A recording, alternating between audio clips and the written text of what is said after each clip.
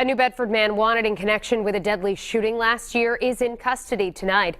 Alexis Silva turned himself in this morning at Fall River Superior Court and was immediately arraigned on multiple charges. He's accused of shooting and killing 23-year-old Ronaldo Pena last November. Eyewitness News reporter Steph Machado was in court for today's arraignment and is live in our newsroom now with how police were able to identify Silva as the suspect. Steph?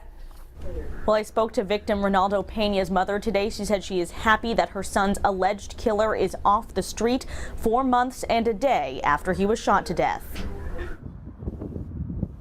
Alexis Silva walking into court in Fall River to surrender. He was at the top of Bristol County's most wanted list, accused of murdering 23-year-old Ronaldo Pena on November 11th in New Bedford. Prosecutors say Pena was shot getting out of his car on Malden Street at 2:16 a.m. Mr. Pena is struck multiple times by gunshots, falls to the ground. He's taken to the hospital and ultimately passes. Prosecutors say they were able to piece together what happened through video surveillance, tracking Silva's movements that night in his white Lexus. Almost every homicide that we've had recently involves video surveillance. It takes doubt or any confusion out of people's mind when they see a particular individual right there on the videotapes. A warrant for Silva's arrest went out a short time after the murder. He was on the run until today. I'm very pleased that he turned himself in.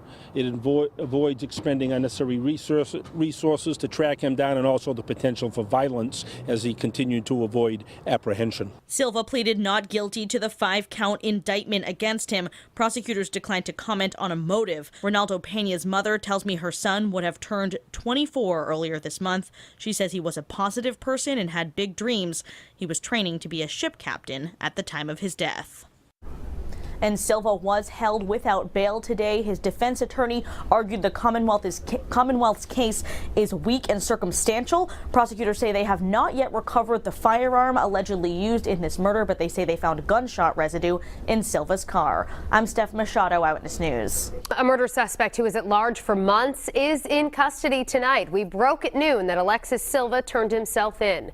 Eyewitness News reporter Steph Machado was there when he arrived at court. She joins us now live in studio. Steph? Prosecutors say Ronaldo Pena was shot to death in November. A warrant has been out for Alexis Silva's arrest ever since he became the #1 fugitive on Bristol County's most wanted list. And today Silva surrendered, walking into Superior Court in Fall River, where he was taken into custody and then arraigned right away on a 5-count indictment. He pleaded not guilty to all of the charges, including murder. Prosecutors laid out some of the details of the case in court, including how they captured the shooting on Malden Street in New Bedford on surveillance video and tracked Silva in his car to identify him.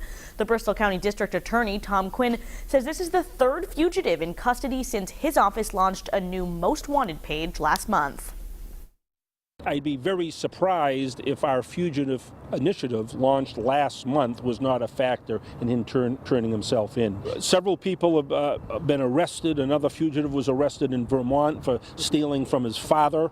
So it has generated a lot of interest from citizens, and you can draw your own conclusions, but I think it's more than a coincidence that the 2 most wanted fugitives turned themselves in.